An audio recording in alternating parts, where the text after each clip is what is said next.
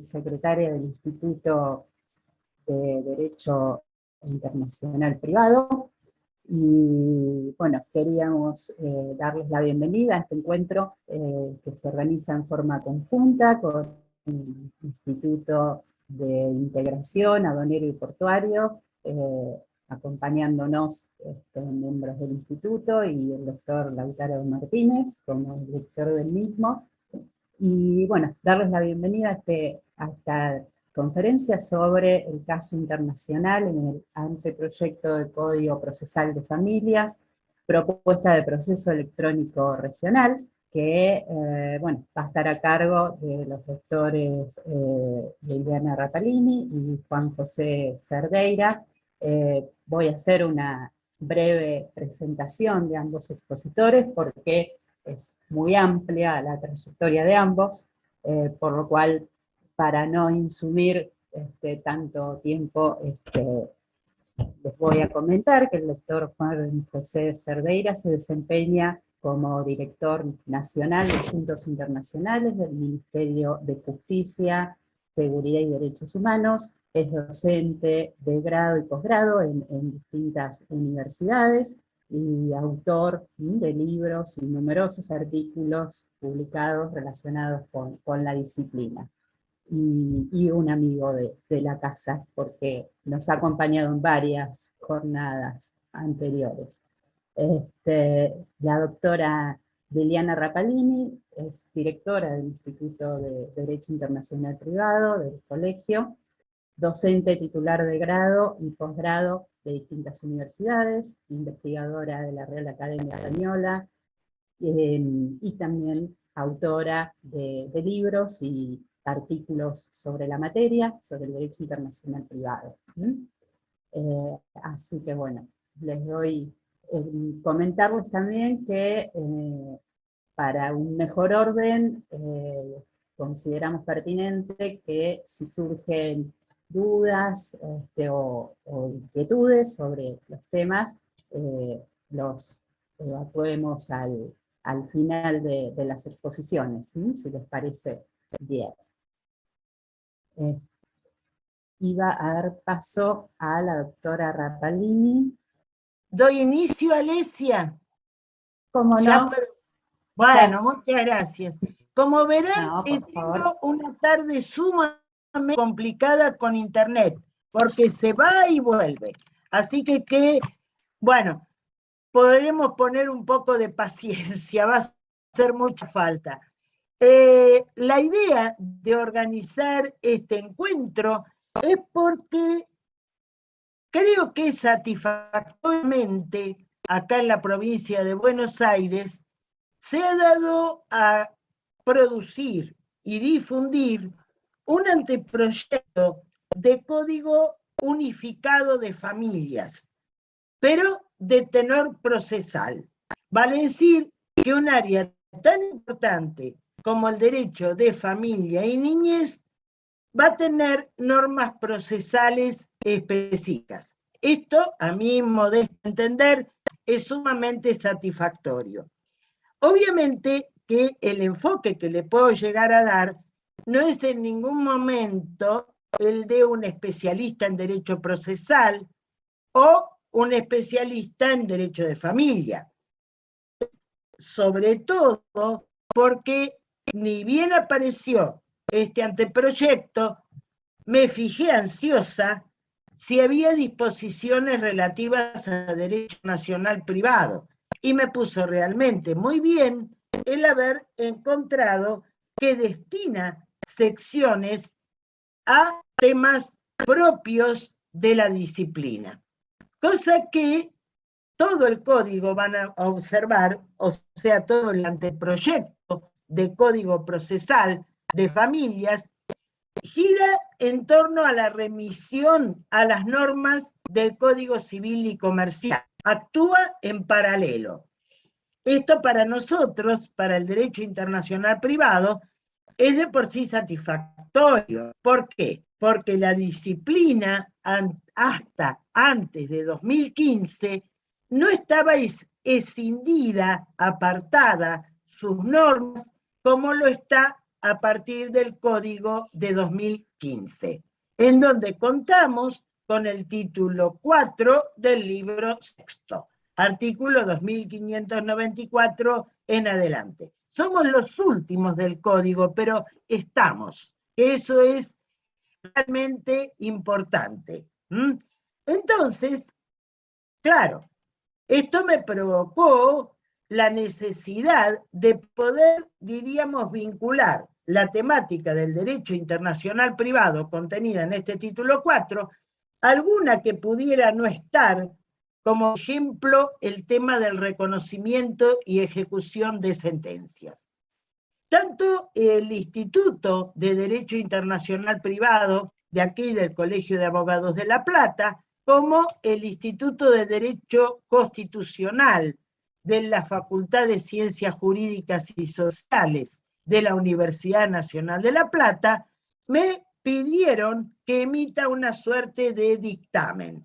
En verdad, dictamen es palabra muy elevada, digamos. Lo que yo podía dar era una modesta opinión, que es la que voy a compartir un poco con ustedes, y también que esa modesta opinión fue elevada al Ministerio de Justicia por ambos organismos, lo cual obviamente también es satisfactorio.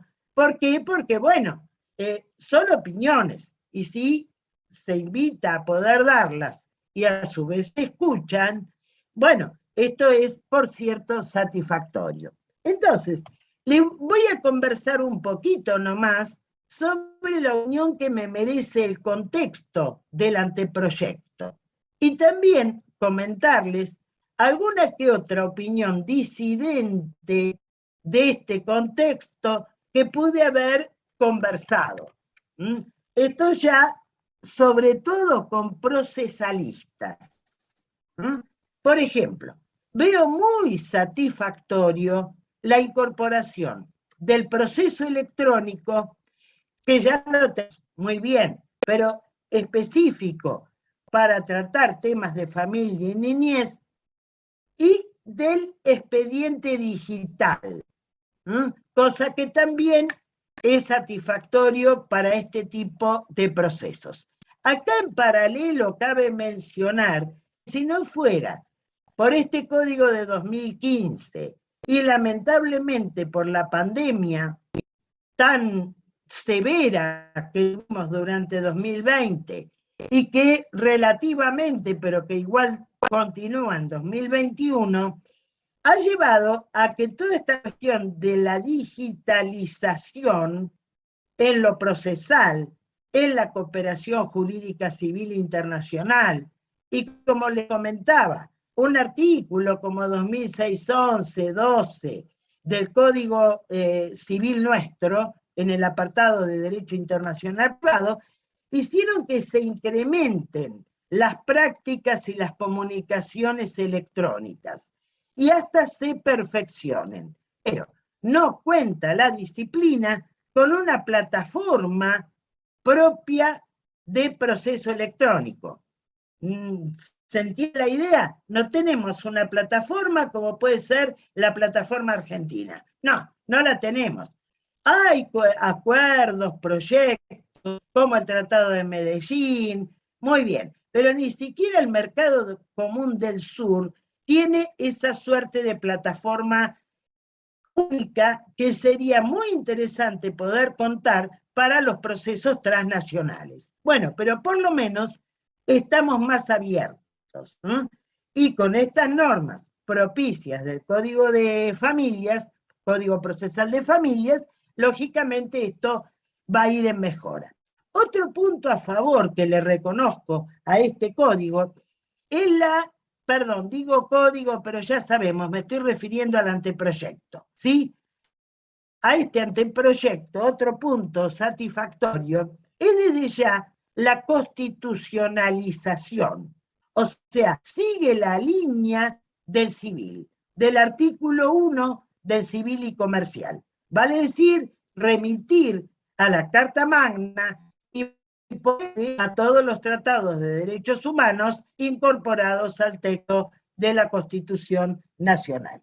Otro punto que le encuentro también satisfactorio, ¿por qué? Porque les comento que toda la exposición de motivos, los fundamentos del anteproyecto, son minuciosos, son muy detallados. Entonces de ahí surgen algunas de las cuestiones. Por ejemplo, la adhesión al lenguaje llano. Yo sobre esto me voy a inclinar, o sea, voy a dar mi criterio. Lenguaje llano, estoy totalmente de acuerdo. Ya no es tiempo para decir el aquo o supra, que lo entendemos nosotros, pero que si queremos que lo entienda nuestro cliente, o si estamos en la justicia, nuestro justiciable, realmente es como que necesitamos traducir. Sin con esto desmerecer el contenido que puede tener una sentencia, que puede tener un proveído, que debe igualmente guardar los elementos, las características que hacen que sea una sentencia. Tampoco soy, y en esto me defino, partidaria de un lenguaje igualitario, No, para nada. No, no lo veo la mejor opción, pero en el común de la vida, Es más, les diría, me parece discriminador, pero no importa, lo voy a dejar ahí, fuera de lo que hace a la vulneración y demás de lo que es un idioma, pero en su esencia. Bueno, pero el lenguaje llano, el lenguaje que sea accesible al ciudadano, al justiciable, me parece sumamente propicio. Otro tema que, por ejemplo, yo vi bien, pero no, otros no lo han visto tanto, es una suerte de distribución de tareas y roles que establece este anteproyecto, incluso entre el mismo personal. A mí me parecía bien. Otros lo vieron como mermar el contacto del juez con el caso. Iban a estar más cuestiones derivadas al personal que rodea al juez que al juez mismo. Bueno, no lo sé. Hay que ver cómo también cada juez administra esos espacios de trabajo, ¿sí? Otra cuestión que yo la vi desde un ángulo positivo es la incorporación del llamado proceso monitorio. Claro, resulta que nosotros realmente hemos estado habituados al proceso monitorio en el ámbito penal, mucho más que en el ámbito civil. Incluso doctrinariamente, aun cuando nosotros aquí en Argentina no lo hacemos, pero usando, leyendo derecho comparado, se observa el empleo del proceso monitorio, sobre todo en el ámbito penal, pero progresivamente se fue trasladando al civil. Pasa que para mi entender, nosotros hemos trabajado proceso monitorio, pero quizás sin ese nombre. ¿Por qué? Porque la cautelar, por ejemplo, la medida autosatisfactiva, tan diríamos discutida en su momento, es una forma de proceso monitorio, ¿sí? Donde un poco se invierten los tiempos y los pasos del proceso. ¿Por qué? Porque quien pretende se presenta, formula su derecho, ofrece prueba, el juez, si lo ve admisible, le hace lugar o la desestima, pero obviamente tiene que guardar cierta connotación con el debido proceso, y esa cierta connotación va a ser la comunicación al demandado para que en un tiempo sumamente breve pueda manifestar sus oposiciones, ¿sí? Pero creo que en procesos que involucran a la niñez y que demoran tanto tiempo, es tan frecuente que demoren mucho tiempo, ¿sí? Y en donde enseguida pensamos a veces que la justicia no actuó. Puede ser que no haya actuado, puede ser.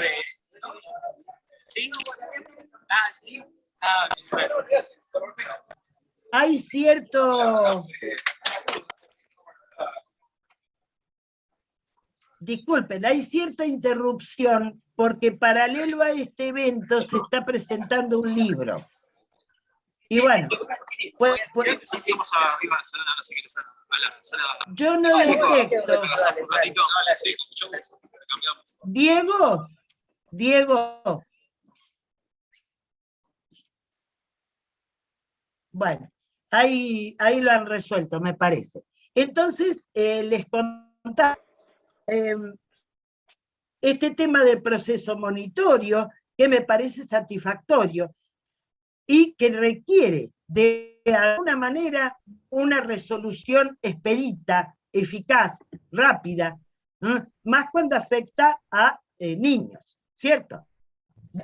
Otro tema que también veo positivo es que hay una suerte de obligación por parte del juez interviniente, del juzgado, de hablar o poder dar a ese juzgado una suerte de guía didáctica.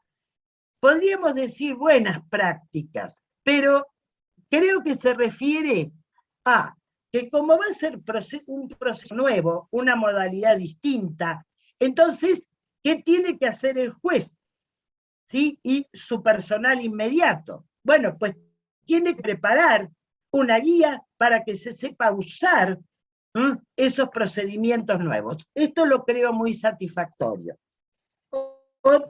Conversábamos con colegas sobre esto y me decían, pero vos creés que los juzgados lo van a hacer. Yo creo. Después veremos. Pero creer, creo. Y la pauta es satisfactoria. Bueno, esperemos que estas cuestiones se cumplan. Bueno, yo a salir de lo que es este comentario de tenor así general, no especial de derecho internacional privado, y voy a pasar también someramente para dar espacio a mi colega a aspectos de derecho internacional privado que están contenidos acá en el anteproyecto de Código de Familias. Como hoy les comentaba, claro, los que hacemos derecho internacional privado vimos con beneplácito que estuvieran presentes los temas, por lo menos, más preocupantes. La consulta sería, ¿y por qué no están todos? Bueno, no están todos porque más de uno se subsume en otro. Ejemplo, adopción internacional. El Código Civil y Comercial contiene normas sobre reconocimiento de sentencia extranjera de adopción.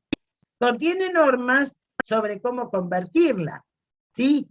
Pero todos sabemos, aun cuando fuere de adopción, es un reconocimiento de sentencia, que en última va a quedar comprendido en las normas específicas sobre reconocimiento de sentencias, ¿sí? Cuando lleguemos a este apartado, ahí me voy a detener con algún que otro comentario. Si bien no me gusta el tema de lectura y demás, como todavía no usé el anteproyecto, no lo recuerdo tanto, entonces por su número y demás. Pero lo cierto es un frondoso código, anteproyecto, un frondoso anteproyecto. Pero lo cierto es que en el capítulo 77 de la sección 77 se incorpora el tratamiento de la restitución internacional. Yo voy a hablar de menores, pero para acortar la frase, si me refiero a menor o me refiero a niño, es obvio que estoy abarcando a niños, niñas y adolescentes, ¿sí? Que es comprensivo. Bien. Entonces, les decía, el Código Civil y Comercial contiene un artículo, el 2642, sobre restitución internacional de niños. Pero es un código de fondo, no es un código de forma. Por ende, ¿qué es lo que hizo? Sentar las pautas, la jerarquía normativa, cómo lo íbamos a trabajar. Correcto, muy bien, ¿no? Todo lo que pudiera propender a un retorno seguro, correcto. Pero ¿qué nos pasaba? Nos pasó que nosotros nunca reglamentamos, nosotros me refiero a Argentina, nunca reglamentamos ni el convenio de la Haya, ni el de la OEA sobre restitución internacional de niños. Tal es así que a raíz de un caso ventilado en Mendoza, en jurisdicción de Mendoza, pero que luego llega a la Corte Suprema de Justicia de la Nación, los jueces de la Corte clamaron al Poder Legislativo que dictara la ley reglamentándolo a los convenios como para poder comprimir los tiempos y que no tardaran 5, 6, 7 años, ¿sí? Bueno, el Poder Legislativo todavía ha redactado un proyecto, pero todavía no lo tenemos y es así como nace el protocolo de actuación de los convenios de la Haya y de la OEA. Fíjate, ¿no es cierto? Pautas procesales, tales como, por ejemplo, el interés en poder mediar el caso, la expedición de la llamada orden espejo, de puerto seguro, ¿sí? En la participación del niño, bueno, parámetros de valoración. Este protocolo tiene a su vez origen en el protocolo de buenas prácticas que se glosa al convenio de la Haya sobre restitución internacional de niños. Entonces, esto así, ¿qué hace este código de procedimiento? Destina un apartado, donde no voy a detallar qué contiene, ustedes podrán tomar lectura, pero yo les doy alguna que otra característica que a mí por lo menos me han parecido de sumo interés. Por ejemplo, hace mucho hincapié en la Haya y la OEA. ¿Por qué no lo hace en el convenio argentino-uruguayo, que es un bilateral? Bueno, acá hay una razón. Este convenio argentino-uruguayo no ha sido denunciado por ninguno de los dos países como para que pierda vigencia. Pero ¿qué sucede? Tanto Argentina como Uruguay hemos ratificado el convenio de la Haya como la OEA en materia de restitución de niños, ¿sí? Que a su vez guarda más armonía la Haya y la OEA que no el argentino-uruguayo con el... No obstante, en algunos aspectos en este proyecto se observa cierto haber tenido en cuenta al argentino-uruguayo en algunas características que ahora les voy a comentar. Por ejemplo, está muy bien, ¿por qué? Porque, por supuesto, actúa sobre la idea de la intervención de la autoridad central, tal como nosotros lo sabemos, habla de la autonomía de la medida en forma expedita y clara, tan es así que van a encontrar un artículo en 649 que habla sobre la improcedencia de decisiones sobre el fondo.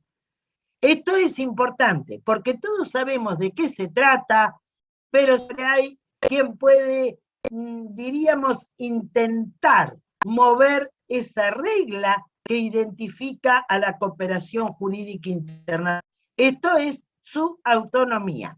El juez requerido está facultado para decidir o restituir o no restituir. No, para poder emitir juicio de valor de ninguna especie sobre, por ejemplo, quién va a tener los cuidados especiales del niño, con quién va a convivir el niño, ¿sí? Esto sería un patrimonio jurisdiccional del juez requirente, entendiendo que la conexión va a identificar a todo este tipo de acciones es la conexión residencia habitual del menor. Otro ejemplo, otras ideas que les puedo dar. Habla de la restitución segura. Y habla de algo, porque restitución segura en términos generales, toda sentencia en materia de restitución clama a las partes para tener buena disposición, ¿sí? Y a las autoridades para que puedan velar por una restitución segura. Hasta ahí está todo muy bien.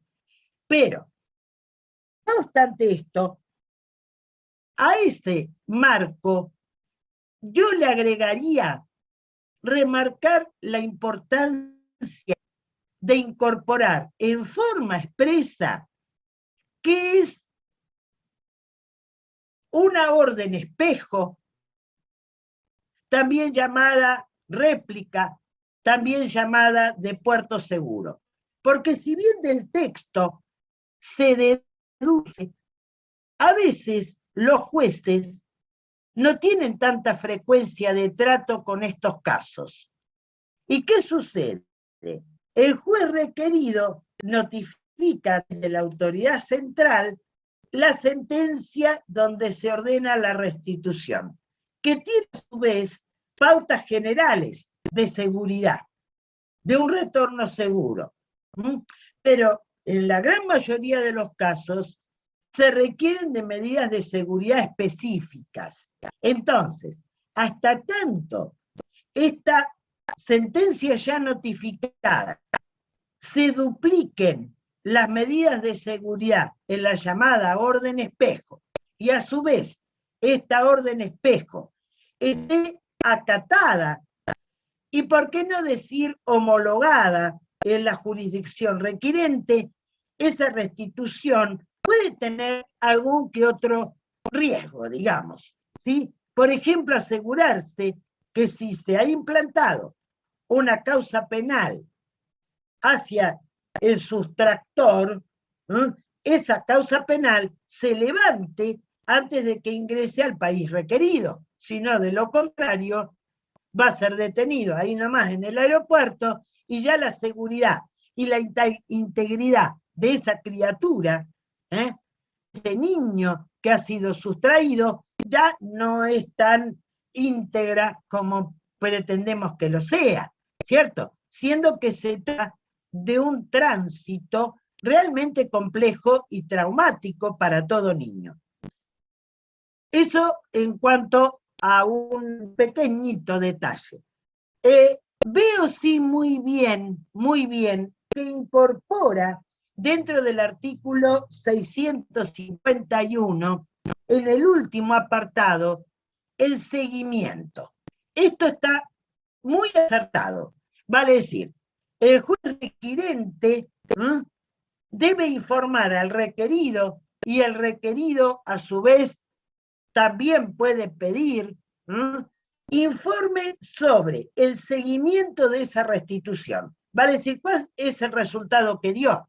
Si ese niño ha sido restituido, si se ha vuelto a insertar dentro de la comunidad donde fue sustraído, o si ha habido algún decisorio sobre el tema responsabilidad parental que se haya modificado, o, por ejemplo, que a raíz de esa modificación de responsabilidad parental, de derecho de custodia, la jurisdicción que en un momento operó como requirente decida el retorno, por ejemplo, a Argentina de ese niño, porque observe que así se ha decidido o que es la cuestión de fondo resuelta.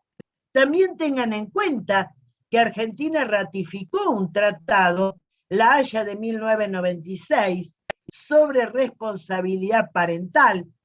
Lo ratificamos, pero no lo hemos reglamentado, ni hemos con la reglamentación subsanado el texto de la traducción. Por lo tanto, este convenio de la Haya del 96 toma este tipo de medidas, pero al no estar vigente, no se pueden ejecutar, ¿sí? O sea, toma estas medidas de seguimiento, de control, y las incorpora. Nosotros ratificamos el acuerdo, pero todavía no lo tenemos vigente. Entonces, el hecho de estar ahora incorporadas en el Código de Procesal de Familia es un dato interesante. Luego observen las oposiciones. Las oposiciones tienen un carácter irrestricto, ¿no es cierto? Es un numerus clausus, pero además, claro, dan lugar a distintas interpretaciones. Por ejemplo, el famoso grave riesgo, físico, psíquico del niño. Incluso hasta la opinión del niño, que va a participar del proceso conforme a su edad y grado de madurez. Pero no son datos aislados, no es una oposición. En verdad, es una oposición dentro de las características del caso donde la oposición se presenta, ¿sí? Entonces, bueno, incorpora las tradicionales, el grave riesgo, entre las más, y diríamos, trascendentes. Reitero, da participación al niño, muy bien. También ahí tenemos elementos de apoyo. Nosotros, con el Código de 2015, combinamos el tema de la participación del niño, el tema eventualmente del abogado del niño. Digo eventual porque no es imperiosa su participación, pero lo puede hacer. Por otra parte, ¿no es cierto? Y las famosas capacidades o autonomías progresivas de los niños. Entonces, obviamente, un jovencito de 12 años va a tener una opinión contundente, pero tiene que reunir más características de su edad y grado de madurez. Hace poco, recientemente, la Corte Suprema de Justicia falla en un caso, ahora en octubre por allí, falla en un caso donde 2 niñas habían sido sustraídas por su papá. Acá, en la ciudad de Bernal, nomás. Bueno, el caso ya lleva como 5 años. Bueno, no sé ahora qué será de las niñas, si ya estará de regreso en el país de residencia habitual, en España, pero fíjense que ya una de las mayores, o la mayor, ronda los 15, 16 años. Cuando empezó el proceso tenía 11. Y claro, ellas manifestaron que no, que querían quedarse acá en la Argentina, pero las pericias psicológicas, los trabajadores sociales observaron que esa opinión de estas niñas estaba totalmente condicionada por el discurso paterno, o sea, por quien había sustraído. Era prácticamente un reflejo. Bueno, ahí ven una manera en que un tribunal, en este caso la Corte Suprema de Justicia, ha valorado esa valiosa intervención del niño en el proceso. ¿Por qué? Porque en el caso había circunstancias que no le daban tanta contundencia a la opinión. Bien, un detalle. El Convenio de La Haya, sobre todo, tiene un artículo, como es el artículo 20. Este artículo 20 habla de oponerse el requerido a restituir por violación de orden público. ¿Sí? Bueno, acá el anteproyecto toma esa violación de orden público, pero creo que le da todavía un marco mayor. Vale decir, país querido puede oponerse a la, no sé si mayor, más claro, ¿sí? Puede oponerse a la restitución cuando las condiciones requirentes no garantizan los derechos y libertades fundamentales del niño.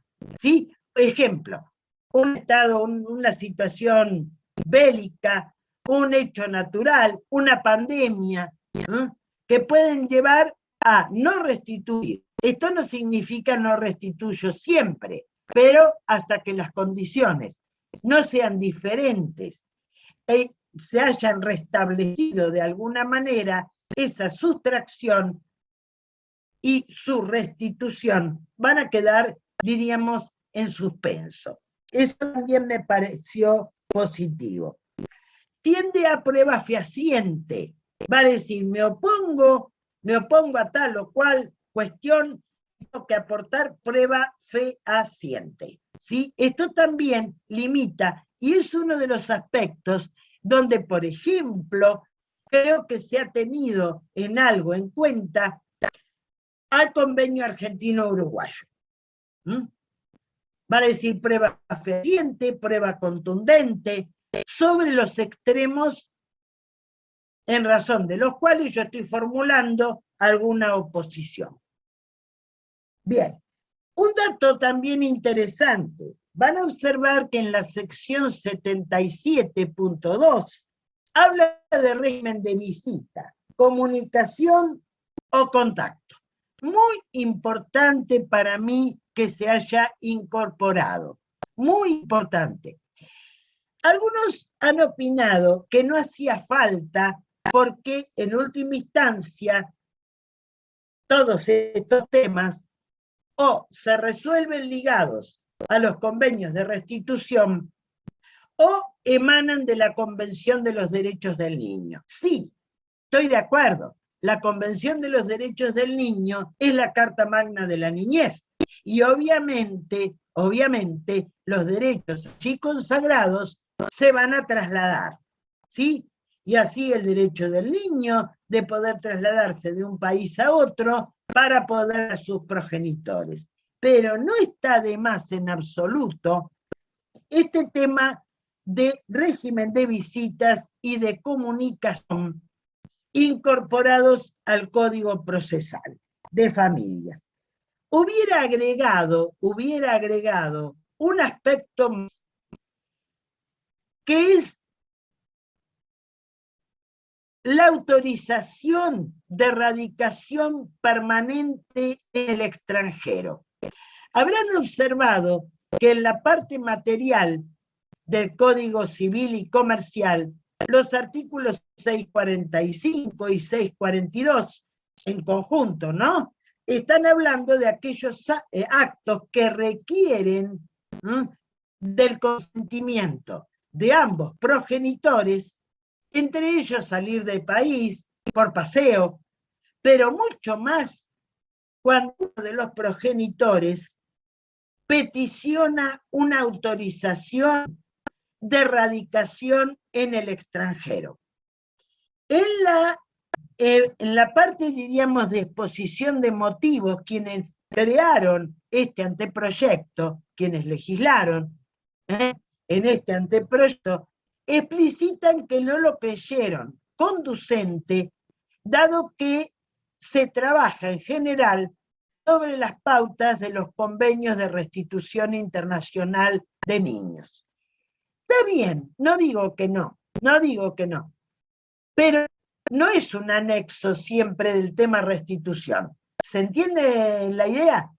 O sea, una cosa es diferente. Es más, la autorización de radicación en el extranjero es a veces una manera de evitar una sustracción. ¿Sí? ¿Por qué? Porque si pido autorización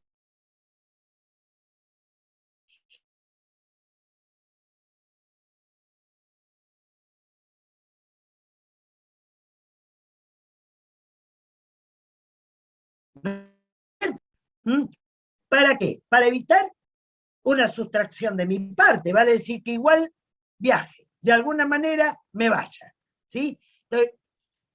Pero no debemos olvidar que este tema de la autorización de radicación en el extranjero lo trabajó el Instituto Niño, lo trabajó y se crea en el año 2010 la Declaración de Washington sobre reubicación internacional de niños, niñas, adolescentes y familias. Me hubiera gustado que así como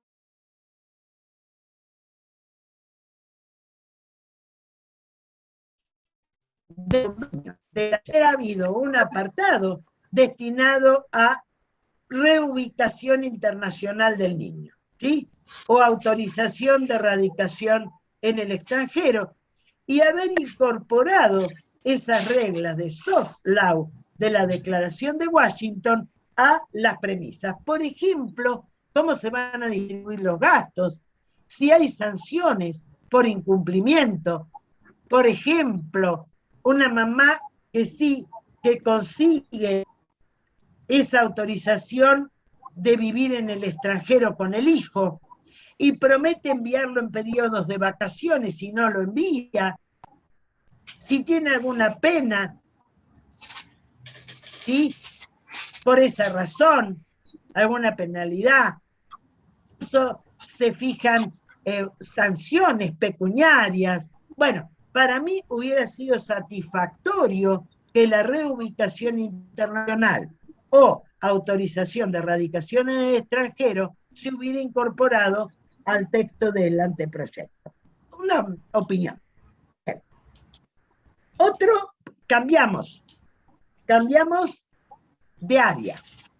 Y en el cambio de área van a observar que en un capítulo 3, grosso capítulo, llamado Procesos de Ejecución, capítulo 38, puntualmente, o sea, 3 sería el bloque, ¿eh? Pero también va por capítulos. En el 78 habla de sentencias de tribunales argentinos. ¿Qué pasó? Pasó que el Código Civil y Comercial de la Nación contiene una norma que es el 2603. Habla de medidas cautelares y en el último inciso habla de una sentencia extranjera que viene acompañada de una cautelar, pero es la única mención a sentencia extranjera, esa y la relativa a adopción. O sea, adopción otorgada en el extranjero que viene aquí para su reconocimiento. Llegó a profundizar el tema de reconocimiento y ejecución de sentencias. En una de las instancias, ya de anteproyecto, proyecto, se había intentado trabajar el tema de reconocimiento y ejecución de sentencias, pero no se llegó a cabo. También la situación política, algunos temas como las cautelares a Clarín y demás, diríamos que enervaron ese tratamiento. Este código sí lo hace, va a diferenciar cuáles son las resoluciones ejecutables, ya sea de sentencias de tribunales extranjeros, cómo se va a sustanciar, pero sobre todo, miren, ha limado asperezas. ¿Por qué? Porque se dice, por ejemplo, cómo tiene que ser el tema de un tribunal competente en el orden internacional. ¿Sí? Y acá la respuesta es la causa. Vale, tiene que tener jurisdicción de acuerdo a sus propias normas jurisdiccionales, ese país extranjero que nos pide. Y a su vez su correlato, no invadir jurisdicción exclusiva argentina. Pero además, bueno, que se haya garantizado la defensa en juicio, pero hay otra cuestión que acá quiero leer, que no la encuentro, que es el tema del orden público. ¿Sí? ¿Por qué? Porque también en anteriores redacciones, sobre todo entre Nación y los códigos de provincia, ha habido discusión a qué orden público nos estábamos refiriendo. Si orden público interno, si orden público internacional. Este anteproyecto para mí se está expresando correctamente. ¿Por qué? Porque fíjense ustedes qué dice. Que la sentencia no contenga disposiciones contrarias al orden público interno. Vale decir, esa sentencia extranjera no puede ser ejecutable o reconocida en el país y conculca nuestro orden público. Esto que ahora nosotros vemos muy claro y que siempre podemos haber entendido así, no siempre lo fue. Acá el doctor Cerdeira, muy cerca incluso del doctor Bogiano, sabrá todas hizo Gualberto Lucas Sosa, todas las interpretaciones que daban acerca de qué orden público se estaba refiriendo el legislador, si al interno, si al internacional, y cómo se iba a superar esa cuestión. Obviamente los tiempos han pasado, hoy el orden público se observa como mutable, cambiante, aplicado al caso en concreto, pero pese a eso, esta cuestión también me parece satisfactoria. Bueno, yo con esto doy paso al doctor Cerdeira. Bueno, también incorpora buenas prácticas, todas buenas prácticas. Este anteproyecto lo reitera y mucho.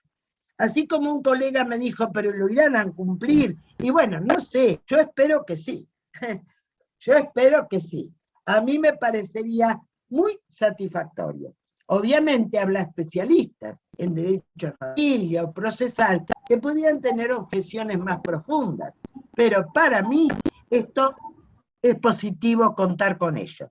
También vean que es provincia de Buenos Aires, pero varias provincias de nuestro país ya reformaron sus códigos o reformaron sus procedimientos de familia y niñez y adecuaron incluso normas de soft law y las incorporaron. O sea, nosotros estaríamos un poquito demorados si nos comparamos, por ejemplo, con el sur del país, que prácticamente son provincias que ya lo han modificado y que creo que es una necesidad.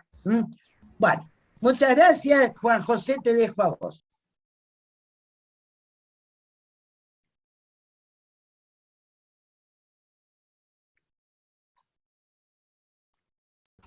Hola, hola, ¿se me escucha?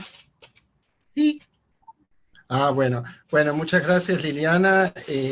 Yo antes que, cuando ese pequeño tiempo que vos no te conectaste, hablaba con la gente del instituto y la gente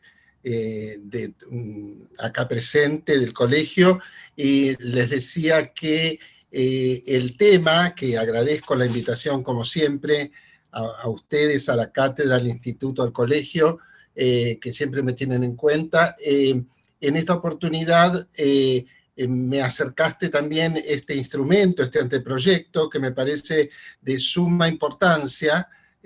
No sé si me parece terriblemente largo, Sí. a lo mejor terriblemente casuístico, que a veces eso no va en función de la, digamos, siempre queda algo afuera, ¿no? Quizás a veces las normas un poco más generales sirven para un montón de cuestiones, pero la verdad me pareció interesantísimo. Yo sabía que algo se estaba trabajando, pero no sabía que estaba tan avanzado, y por eso no solo agradezco que me hayas enviado los considerandos y la propuesta del anteproyecto, sino que ha sido muy esclarecedora tus palabras, tus referencias, tus reflexiones, que creo que nos invitan a todos a reflexionar, incluso a mí desde la cuestión, digamos, desde una perspectiva más nacional o internacional, de la cooperación internacional o del procesal internacional, pero que es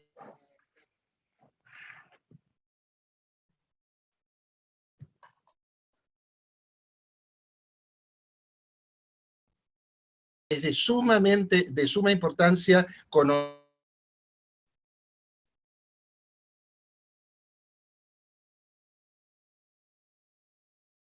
foros internacionales en donde Argentina y Brasil son dos estados federales, también México lo es, digamos, en su manera, en lo internacional, y lo interesante en que cada uno de estos estados aporta matices, o que tiene que legislarse con respecto a los matices que estos estados están aportando.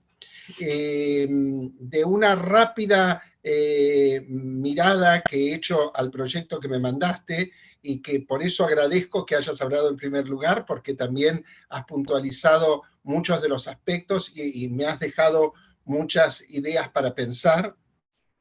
yo tomé nota de algunas cosas que dijiste y algunas novedades, digamos, algunas cuestiones que se han venido trabajando en función de una última charla que di hace unos años atrás allá sobre las cuestiones de derecho de familia y derecho internacional privado, que habíamos tenido también una concurrencia muy grande y que tenía que ver con las buenas prácticas y las nuevas tecnologías.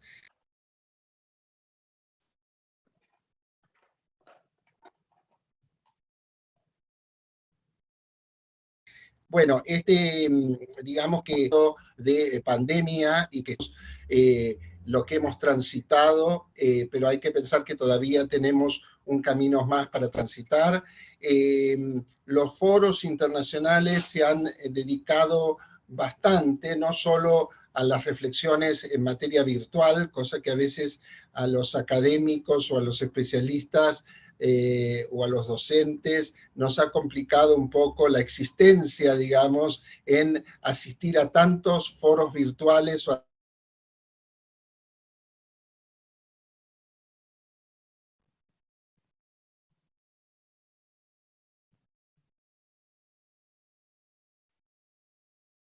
tanta negociación virtual. Ha contribuido esta utilización, una mayor participación de los países, o por cuestiones económicas no podían viajar a las distintas reuniones de foros y terminaban participando quizás diplomáticos con instrucciones, o a veces las personas que viajaban no eran las más especialistas para tratar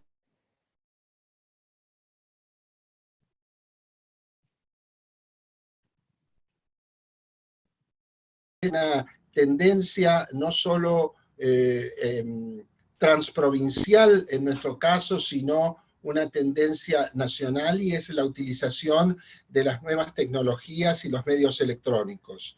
Aquello que hemos hablado en numerosas oportunidades de la utilización de los medios electrónicos, las buenas prácticas que preveían algunos tratados internacionales, se ha exacerbado con cuestiones desde la pandemia, y hemos tenido que echar mano a lo que estaba permitido y a lo que no estaba tan permitido, no porque estuviera prohibido, sino porque si no parábamos todo lo que era la actividad jurisdiccional, lo que es la cooperación internacional, y en temas de familia afectando a un grupo o a un sector muy importante como es el de las poblaciones vulnerables, ¿no? Las poblaciones vulnerables en lo que tiene que ver en las relaciones familiares en sí, las relaciones intrafamiliares, las cuestiones que tienen que ver con el género.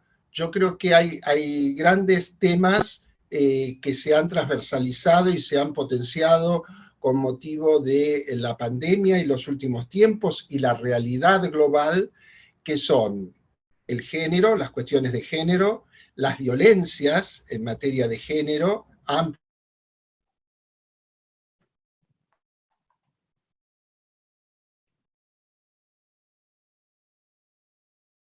ampliamente dichas, el tema de las cuestiones, porque la mayoría de estas cuestiones más allá de nuestras fronteras, y el tema de los grupos vulnerables, en donde volvemos a encontrar a mujeres, distintos colectivos, al tema de los niños, niñas y adolescentes,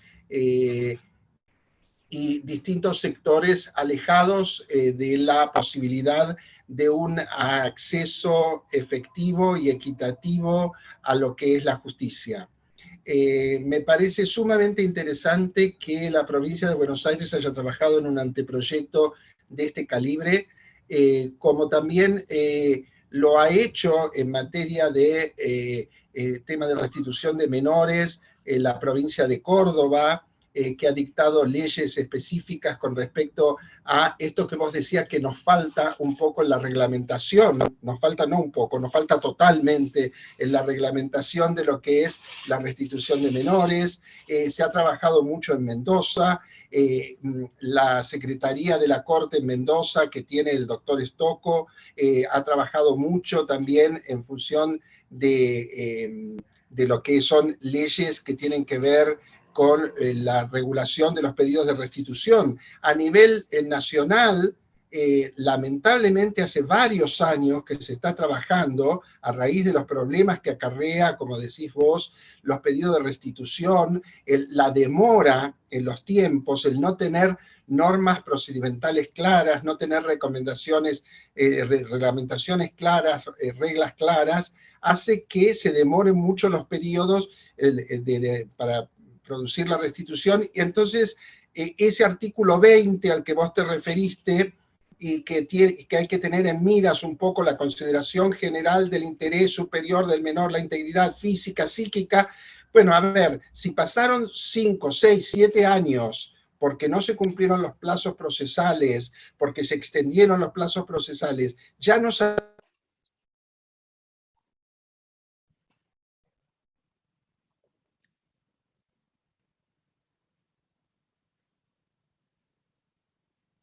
sabemos si es mejor volver las cosas al estado anterior, hacer omisión ahí, yo acostumbrado a estar, y ahí régimen de visita, ¿no es cierto? Pero partiendo de lo general, o sea, en el ámbito nacional y en el ámbito transnacional, en los últimos encuentros que hemos tenido, Mercosur, iberoamericanos, incluso en el ámbito americano también de la OEA, hemos visto que se ha exacerbado la utilización, se ha potenciado la utilización de los medios electrónicos en la cooperación jurídica internacional. Esto lo recepta el anteproyecto de Código de Familia, la prioridad en la utilización de los medios electrónicos. Medios electrónicos que, como vos bien dijiste, hay muchos proyectos. Está el famoso, porque está muy nombrado últimamente, el Tratado de Medellín, porque realmente avanza, todos creemos que es un instrumento bueno en cuanto a que avanza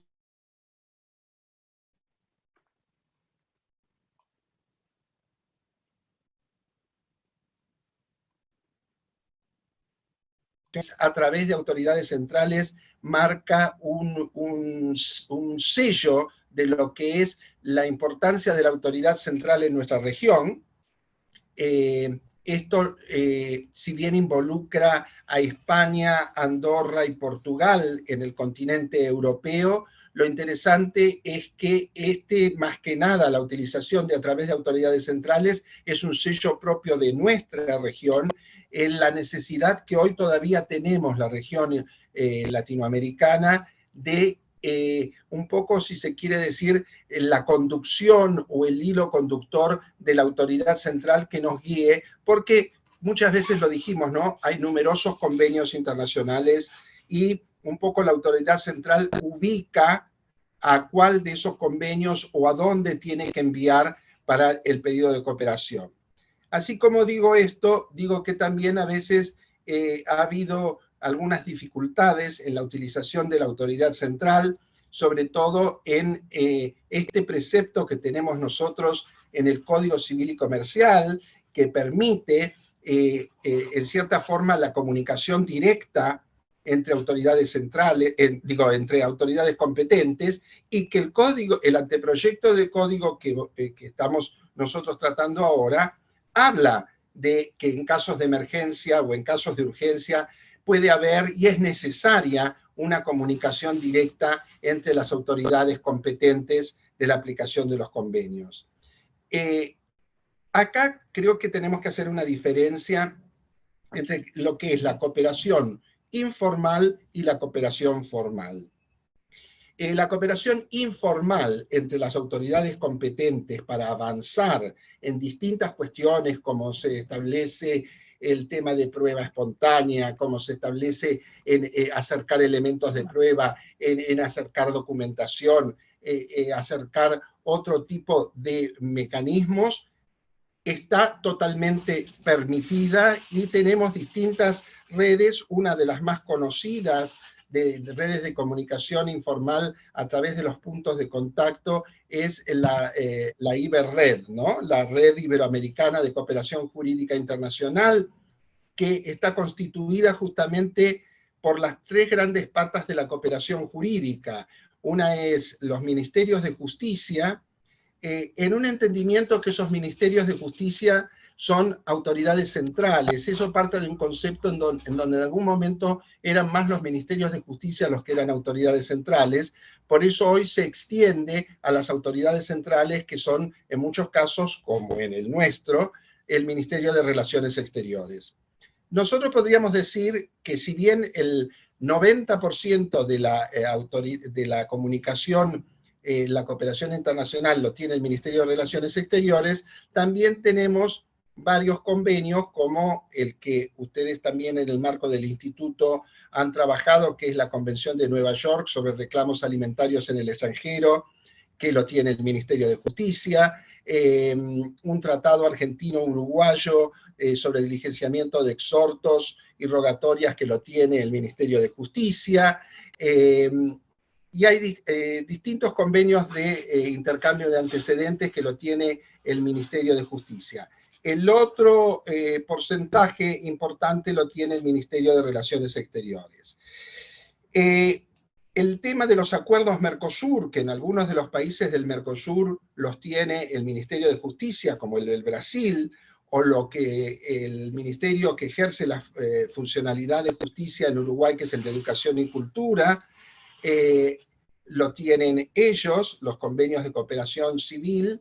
En el Paraguay y en nuestro caso en la Argentina, todos los convenios Mercosur es el Ministerio de Relaciones Exteriores quien es la autoridad central de aplicación. En todo este tiempo de pandemia, en varios foros que hemos hecho y en varias cuestiones que varias reuniones que hemos tenido en el marco del Mercosur, se ha, digamos, puesto blanco sobre papel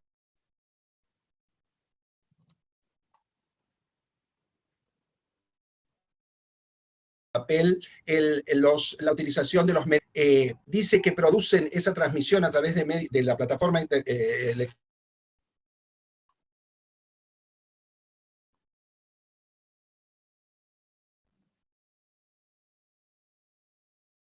Ibera, que ya hay una plataforma electrónica contratada que está monitoreada por el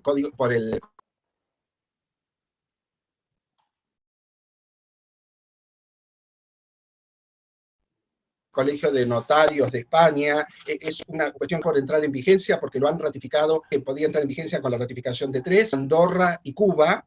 Se ha terminado también el reglamento de financiamiento del Tratado de Medellín, que no es un tema poco importante, porque en alguna oportunidad hemos tenido una red de cooperación jurídica en materia de familia, como es la que se llamaba en materia penal GRUV, y luego que se hizo una red de cooperación hemisférica en materia de cuestiones de familia de la OEA, pero que quedaron truncas porque el proyecto piloto, que en principio lo manejaba Canadá, luego cuando terminó el proyecto piloto,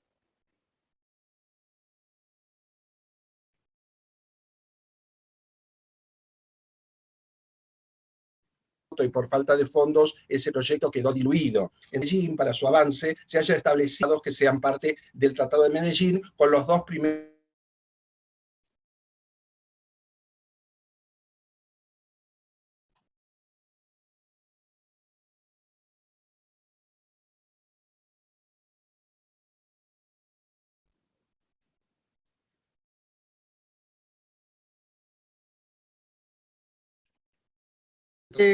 lo que dijiste recién, Liliana, también es muy interesante con respecto a que no solo no tenemos regulación o plataformas a nivel nacional, no tenemos a nivel regional en el Mercosur, y esta plataforma que tenemos de la IBERRED aún hoy no la tenemos presente y no la tenemos vigente, y estamos empujando para ver si nos ponemos en marcha, pero el camino para andar es mucho.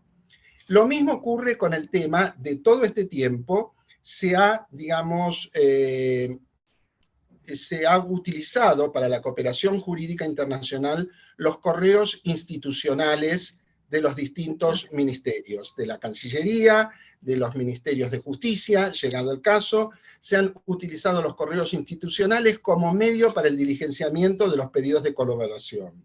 El expediente electrónico, como vos bien también dijiste, y que también está en el anteproyecto, son elementos que se han instrumentado a raíz de la pandemia. ¿Qué pasa con estos medios electrónicos? Son medios electrónicos que tuvieron que utilizarse, incluso como el que estamos utilizando, el Zoom, las plataformas como el Google Meet, como el Microsoft Teams y tantas otras plataformas, las plataformas de los organismos internacionales, el CUDO de la OEA, el INDIRA de la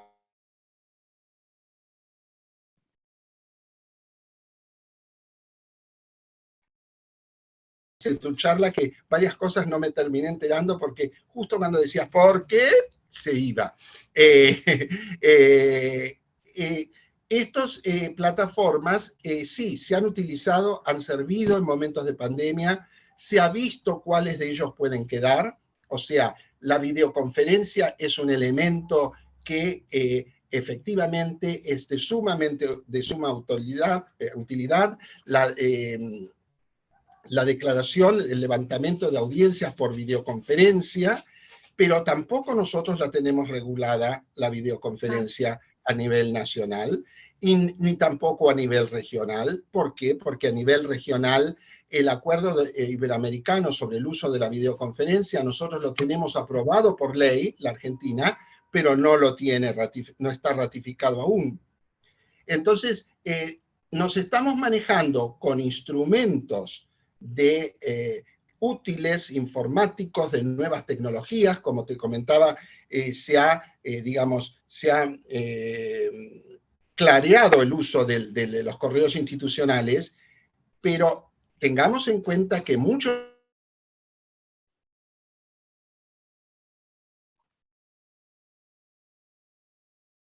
tratados internacionales pueden adaptarse con respecto a utilizarnos una nulidad, porque no nos estamos rigiendo por lo que dice el tratado internacional, o estamos enviando por un correo institucional, mientras que el tratado establece otra forma, nos estamos metiendo en un problema. Estamos entrando en un problema y podemos tener un serio problema de nulidad en esos planteamientos. Es verdad, las cuestiones de interés superior del niño, las necesidades de avanzar en la cooperación, lo han permitido, pero han hecho que la pandemia ha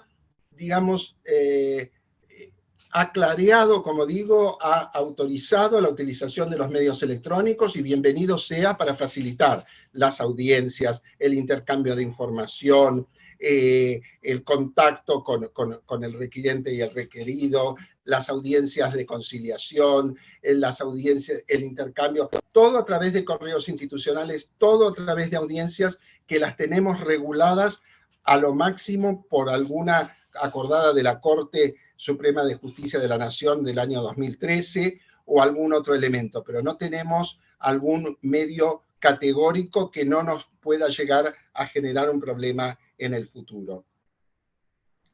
Coincido mucho también en otro aspecto de los que en alguna oportunidad hablamos, que se ha planteado en este anteproyecto de código, que es el del lenguaje claro, el de utilizar un lenguaje claro. En el ámbito del Mercosur se ha trabajado mucho en el Estatuto de la Ciudadanía del Mercosur, que es del año 2011 y que el año 2021 celebra justamente sus 10 años, y una de las cuestiones habla es que cada vez más el Mercosur avance en disposiciones de lenguaje claro con respecto a las cuestiones que tienen que ver en los fallos judiciales, en la elaboración de normas, en la elaboración de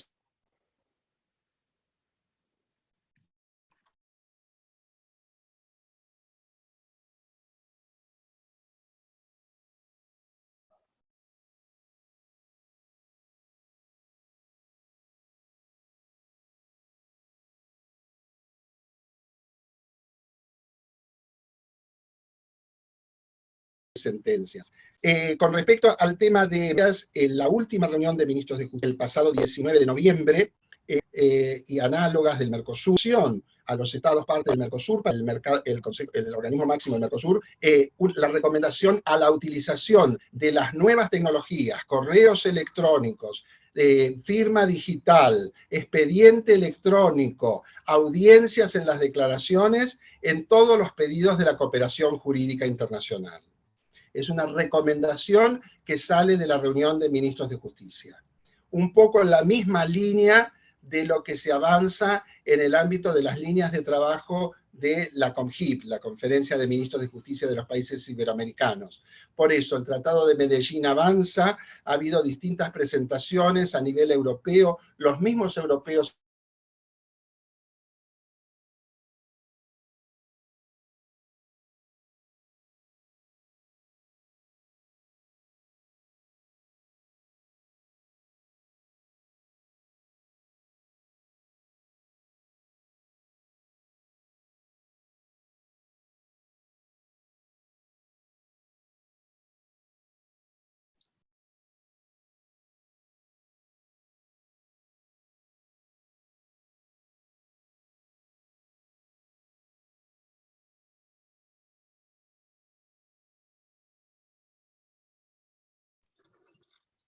Se cortó el audio, ¿no? Sí, exacto. Se cortó el audio. Juan José. No sé si lo puede reactivar. A ver. ¿Yo? No, él lo tiene activado, pero no se escucha nada.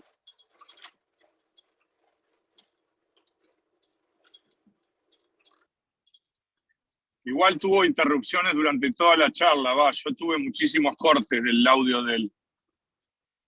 Sí, yo igual. Me quedaba con la imagen en movimiento y demás, pero el audio de él no prosperaba. Pero no se da cuenta. Pareciera que tampoco nos puede escuchar. Probablemente no. Juan José. Espera, a ver si le mando un chat.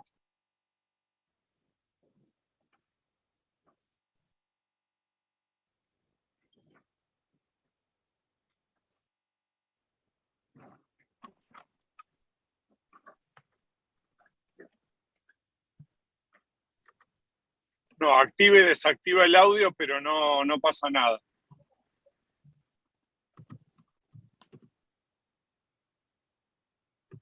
Salir y volver a entrar. Ah.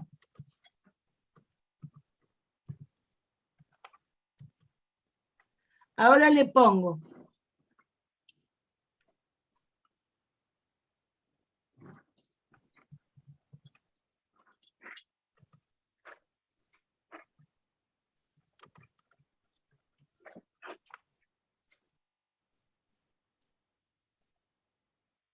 A ver ahí si puede reactivar.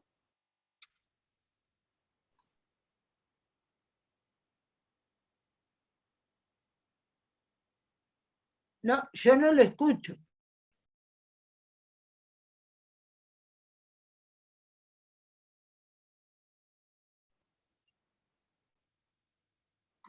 No, dice que ahí va a volver a entrar. Sí. Esperemos un momento que va a salir el doctor y va a volver a entrar. Sí, a ver si se soluciona de esa manera.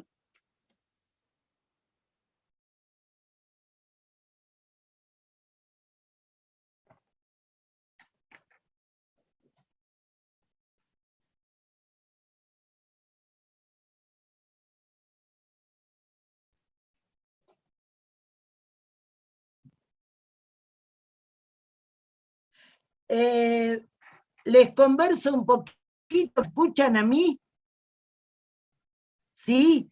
Bueno, yo comparto todo lo que Juan José acaba de comentar. Claro, por la función que desempeña, está en conocimiento de cuestiones que a veces nosotros no estamos al tanto, si no es que él lo cuenta. pero yo creo que todo esto requiere de la voluntad política de los países, porque fíjense ustedes, el Mercosur no tiene una zona de proceso electrónico jurisdiccional propia, ¿no es cierto?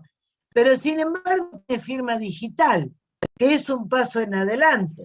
Entonces, creo que todo ese trabajo y cuestión del que habla José debe de ser muy tedioso, muy difícil, que todos los países cedan incluso como para tener esa plataforma, ¿no? Hola, Creo hola. que ese es el... ¡Ah, qué suerte, Juan José! Perfecto, adelante. Bueno. Sí, vos estabas diciendo, sí, es muy, muy complicado. Y como decía, por un lado avanzamos en todas estas cuestiones, pero decía que así como el Código Civil y Comercial habla de las comunicaciones directas, ¿no es cierto? La posibilidad de que las autoridades competentes tengan comunicaciones directas entre sí. Este anteproyecto que ustedes me acercaron también hablan de las cuestiones de comunicaciones directas, que en cuestiones de familia es fundamental eso, es fundamental el acercamiento entre los jueces, que pide que los jueces sean los que realmente tomen las audiencias. He estado leyendo, o sea, cobra importancia. Entonces, ya que van a intervenir ellos mismos, que tengan esta comunicación directa. Pero fíjense ustedes que un gran reclamo que ha habido desde hace mucho tiempo, y que creo yo lo hablé varias veces en el colegio, es de los ministerios públicos, ¿no? Del Ministerio Público Fiscal en la materia penal, como en el de la defensa, que es la comunicación directa entre jueces de zonas de frontera. Entonces, bueno, se trabajó en el ámbito del Mercosur, por ejemplo, el Uruguay y Brasil, que tienen una calle, o nosotros con los brasileños o los paraguayos que tenemos un puente o un río que nos separa, es mucho más fácil en evitar que vaya el pedido de cooperación a la autoridad central. Pero aquí que así como avanzamos en el año 2018 en la enmienda al protocolo de San Luis como una pseudo forma de comunicación más directa entre zonas de frontera, haciendo un aviso a la autoridad central, se quiso avanzar en el protocolo de las leñas para cooperación civil, comercial, laboral.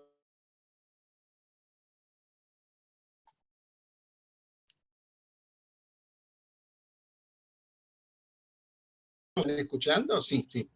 Ahora, no iba a haber problemas de nuestra parte. Pues sí los hubo.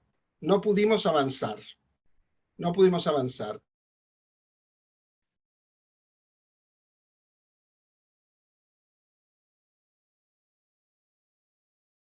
La autoridad central nuestra, los medios electrónicos, no descentralizar la cooperación internacional y no dispersar la cooperación internacional. En Argentina, todos los pedidos de cooperación tenían que pasar por la autoridad central, aún en materia civil. O sea, la posición en este momento de la Cancillería no es proclive a la comunicación directa.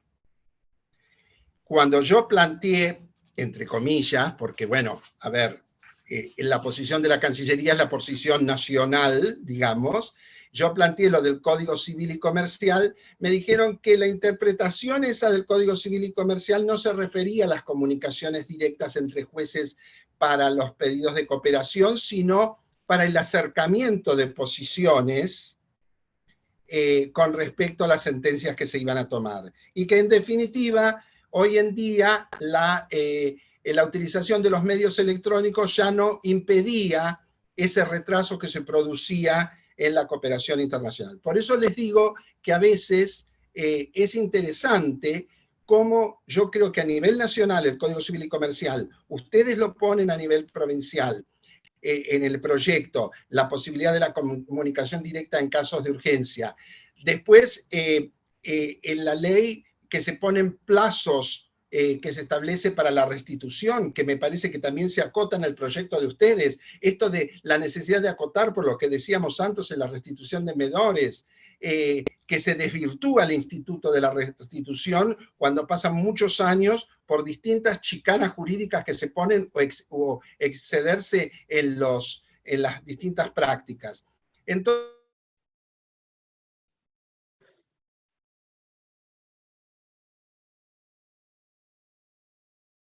no solo a veces no nos ponemos de acuerdo en lo interno, o que un gran pedido que parece que avanzamos en lo interno, cuando luego lo volcamos a lo internacional y con grandes elementos de fundamento, nos encontramos con posicionamientos políticos que tienen que ver con el contralor, me imagino, como que tienen que ver con... yo entiendo por ahí el papel de nuestras autoridades centrales, yo lo entiendo en países como los nuestros, donde hay tanta cantidad de convenios y tanta dificultad y tanta falta de capacitación en las autoridades de aplicación. Esto es horroroso, pero Liliana un poco lo dijo, dijo también que no sé quién le había preguntado si creía que esta buena práctica a los jueces sobre la forma en que en distintas cuestiones en materia de, como puede hacer, por ejemplo, un juez de enlace, los de la Conferencia de la Haya, ¿no? Acercar al juez que está interviniendo algunas pautas. ¿Qué pasa cuando esto llega o cuando se pone en los distintos foros internacionales capacitación de jueces? Esto cae muy mal. Sí, muy mal. A los jueces. No caen pautas que se fijan o algunas necesidades que se adolecen porque no los conocen, porque hay tribunales que no los conocen, porque no tienen la suficiente difusión. Por eso me parece importantísimo esta jornada de hoy en la difusión, porque así como ustedes lo están transmitiendo entre ustedes en el instituto, en la provincia, y me están invitando a mí, y Liliana está escribiendo respecto a eso, yo ahora en otro ámbito, yo digo que voy a decir que en las provincias hay este tipo de cuestiones que se está avanzando. Lo provincial, en cuanto a lo procedimental, y fíjense, como les digo, esto de la comunicación directa con ese obstáculo que yo no creí que se iba a presentar en cuestiones de familia. No avanzó, bueno, no es que no avanzó en cuestiones de familia, no avanzó en cuestiones de civil y comercial.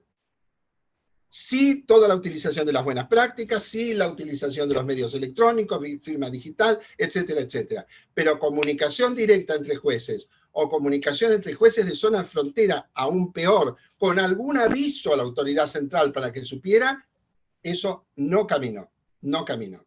Y otro tema directamente relacionado con las cuestiones de familia, sumamente importante, con la vulnerabilidad y con el género, es que estamos trabajando desde el semestre pasado, de la presidencia argentina, en un acuerdo sobre reconocimiento de medidas de protección a personas víctimas de violencia de género. O sea, que una persona que tiene dictada una medida de restricción o una medida de protección en un país, dicha restricción sea inmediatamente reconocida en el país hermano, dentro del Mercosur, ¿no es cierto? Claro. Estamos trabajando en eso, que es sumamente interesante porque toma estos 3 puntos que me referí al comienzo de la exposición: vulnerabilidad, cuestiones de género y cooperación internacional, que creo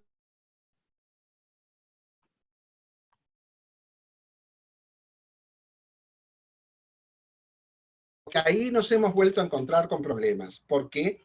Porque Argentina y Uruguay iban en un sentido de preservación del género autopercibido, con un criterio amplio del género, pero el Paraguay quiere mujer, mujer, y no avanzar en ningún otro tipo a que no sea mujer, sexo mujer.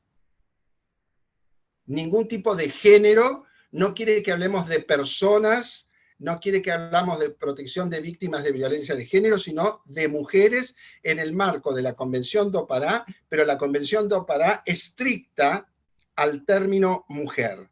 ¿Por qué? Porque ellos tienen en materia de familia un precepto constitucional que dice que el matrimonio o la unión entre personas será entre un hombre y una mujer. Y no pueden avanzar porque es un precepto constitucional. O sea, tratamos de poner que aquellos países que puedan en forma analógica. Yo creo que les hablé a ustedes un convenio que se había trabajado en el Mercosur, que actualizaba las disposiciones del Tratado de Montevideo, que es el acuerdo de cuestiones de familia, matrimonio, divorcio, uniones convivenciales, régimen de bienes, del matrimonio, que es del año 2012, que se celebró en el Mercosur. Lo intentamos reflotar después de muchas idas y vueltas con el Paraguay, y estamos en este momento que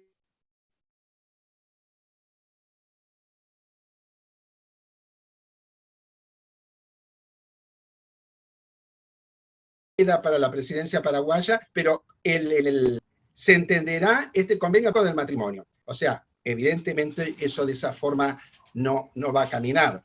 Pero ¿por qué? Bueno, porque tenemos países con principios constitucionales rígidos y queremos dar soluciones tipo el convenio de Montevideo, el protocolo adicional al convenio de Montevideo, allá del año 40, que hablaba que no se aplicarán a aquellos países que no se les permitiera por el orden público. Tema que también trataste, Liliana, y que me pareció sumamente importante. Es verdad, la referencia a los distintos tipos de orden público. Me pareció decir que en el proyecto decía disposiciones.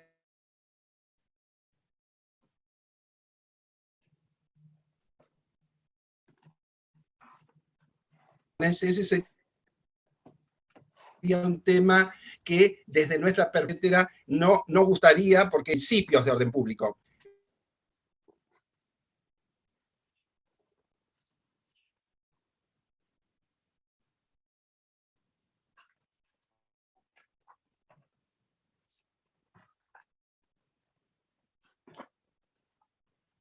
Los principios, ¿no? Pero después viene esa segunda parte del orden público interno o el orden público internacional y el orden público regional. Hay una sentencia que no la tengo ahora a mano, pero después cualquier cosa te la paso, donde hay una elaboración en la sentencia en un caso reciente, justamente de Rosati, una elaboración del fallo de Rosati, donde habla de orden público internacional, orden público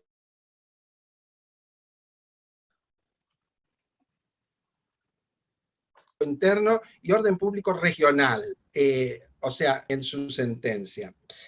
Y el otro tema es este de la utilización de las redes, como comenté, de la Iberred, pero también la red de defensores públicos, tienen los defensores públicos una red, los ministerios públicos tienen otra red, y he hecho un trabajo de investigación que tuve que hacer para uno de los foros internacionales sobre redes, y ustedes no se imaginan la cantidad de redes que existen. Hace muy poquito estuve en una reunión en Panamá, en un marco del Pacto, que es el programa de la Unión Europea contra el crimen organizado, y la cantidad de redes de la que hablaron allí, que ni siquiera yo tenía idea, y que si bien las redes sirven para la comunicación, para mí se advierten o se señalan dos grandes problemas. Una es que haya tanta cantidad de redes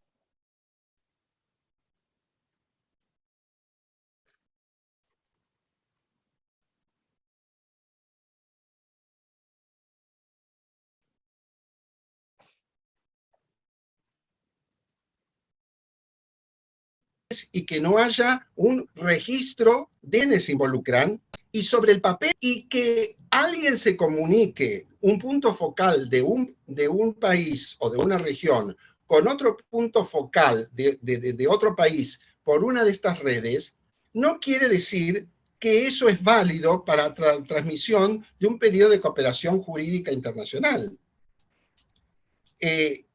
La calidad de la comunicación entre redes, yo creo que es algo que hay que institucionalizar, porque gente especialista en derecho de familia me dice, ¿qué es el protocolo iberoamericano del uso de tal cosa o de tal otra?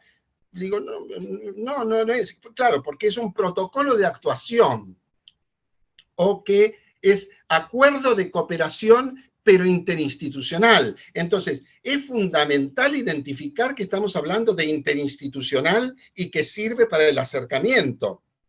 Porque fíjense ustedes que Si ni siquiera, diciendo el Código Civil y Comercial, comunicación directa entre autoridades competentes habilita, el anteproyecto de ustedes, en casos de emergencia, podrán comunicarse directamente las autoridades, y después tenemos con que todo eso es informal. Pero para lo formal hay que hacerlo por los canales habituales, vía rogatoria internacional, a través de la autoridad central. Me parece que son puntos muy interesantes los que trata el anteproyecto. Me parece fantástica la tarea que están desarrollando de difusión del anteproyecto. Esa es una de las grandes falencias que tienen a veces nuestros aplicadores del derecho, el desconocimiento, no por falta de ganas en muchos casos, sino por esta dificultad que ante tantos trabajos que hacemos en distintos lugares, está también muy bueno esta tarea que están haciendo un poco la conferencia de La Haya, con el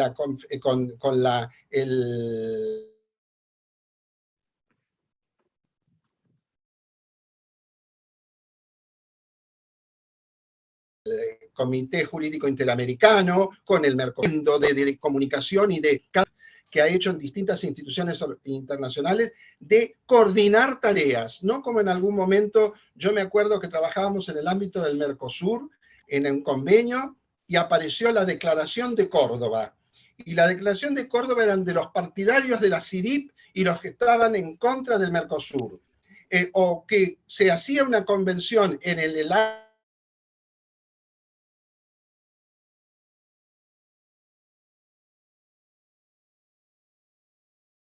Haya, entonces la CIDIP replicaba, o hacía una de las CIDIP. Me parece que hoy en día se están de familia, en donde tenemos en cuenta los 3 puntos, insisto.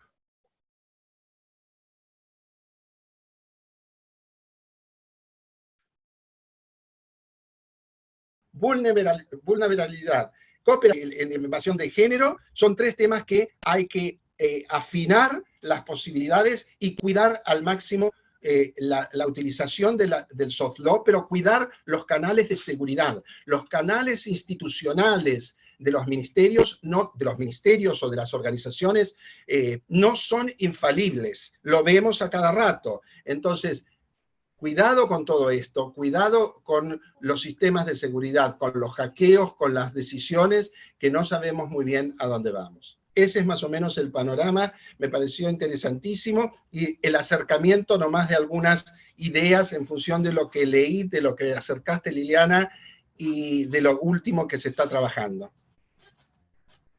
No, mira, Juan José, como siempre agradecerte, porque ya sos parte del instituto, pero no sos parte del instituto porque sí nomás, es porque tenés acercamiento por tus funciones. También el doctor fue autoridad central, digamos, ¿no es cierto?, en justicia y derechos humanos. Bueno, y el conocimiento tuyo de aspectos que no están a nuestro alcance. Pero vos fíjate, yo estuve trabajando un poquito, cuán cierto es lo que decís, ¿no? Muy poco. El tema de protección de datos en el derecho internacional privado. Entonces, ¿cómo se fracciona la cuestión? Protección de datos por un lado, pero si protejo mucho datos, también estoy, diríamos, quizá o obstruyendo o facilitando el crimen organizado. ¿Por qué? Porque ¿cómo se ejecuta hoy el crimen organizado? En el ciberespacio. Eso es lo más seguro. ¿Sí? Debe tener los 2 focos. El que quiere liberar datos para poder encontrar gente que los protege, pero cuando proteges no sabes si estás protegiendo a un ciberdelincuente. Bueno, son polos que es muy difícil equilibrar. Pero yo reitero, ¿no? O sea, en razón de lo que vos comentabas, nosotros en el instituto siempre procuramos hablar de aquello que todavía no fue, para ver qué pasa, ¿no? Y para que se difunda. Acordate cuando viniste con Ignacio Goicoechea a hablar del año de La Haya de 2007 sobre alimentos. ¿Sí? Muy bien. Yo creía que eso en 4 o 5 años iba a estar. Y yo creo que ustedes nos visitaron hará 10. Bueno, Pero Liliana, aparte, el convenio del 96 que vos nombraste, hace años que está dando vueltas por un tema de una traducción que ya se terminó de arreglar y sigue dando vueltas en el Congreso, y la convención del 2007 sigue dando vueltas en el Congreso. Nosotros la trabajamos en el 2007 antes que se hiciera la convención en el Mercosur. Varias veces impulsamos y todo, y sigue dando vuelta la convención del 2007. Estamos en el 2021. Sí. Exacto. Exacto. Y vos fíjate que, por ejemplo, Estados Unidos, bueno, estaba hecho o estuvo hecho muy en función de Estados Unidos que se incorpore. Bueno, Turquía lo ratificó, y no con menosprecio a Turquía, ¿eh? Quiero decir que es un país de interculturalidad, que Claro, tranquilamente hubiera podido decir, no, se alió. Entonces, por eso, hay una cuestión de voluntad política, eso sin duda, y de darle importancia al tema del derecho internacional privado, que pareciera que nunca hubo demasiado. Por eso me pone tan feliz el ver que por lo menos tenemos un espacio, ¿no? Por lo menos. Tal cual. No nos queda mucho tiempo, pero ¿querrían formular alguna consulta?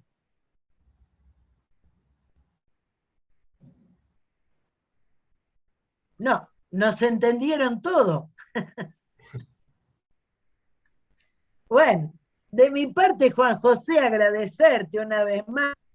Me ha resultado muy lindo el encuentro, y agradecer a todos los que han tenido la gentileza de compartir este espacio, de interesarse y de ser tolerantes con todos nosotros y con la conectividad. Pero bueno, esas cosas a veces no se pueden superar. Bueno, les agradecemos nuevamente. Un beso grande, Juan José. Un saludo. Chao. Un saludo. Chao. Y un saludo a todos ustedes. Chao. Gracias, Alesia. No, por